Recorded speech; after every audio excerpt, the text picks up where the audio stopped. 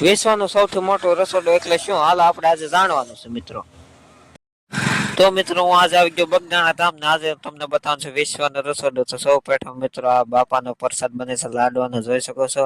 અને મિત્રો આગળ હું તમને પ્રસાદ બતાવ્યા આ મિની વ્લોગમાં સપોર્ટ કરતા રહેજો. તો મિત્રો આ છે લાડુ.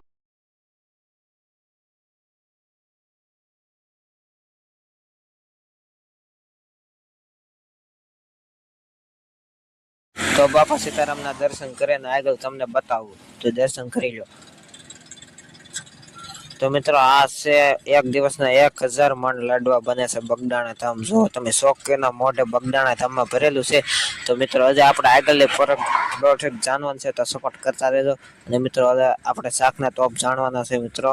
તો આ છે શાકના ટોપ, તમે જોઈ શકો છો એક દિવસના 10 થી વધારે ટોપ ભરાય છે અને હરિહર કરવા માટે 24 કલાક મિત્રો ચાલુ છે આ રસોડું. એટલે જ બગદાણા ધામ સપોર્ટ કરતા રહો. હજી આપણે આગળ ઘણું બધું જાણવાનું છે.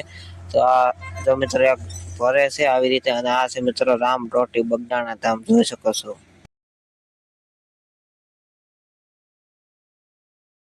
તો આ છે દાળલા ટોપ અને 10 થી વધારે ટોપ એક દિવસના બને છે બગદાણા ધામ.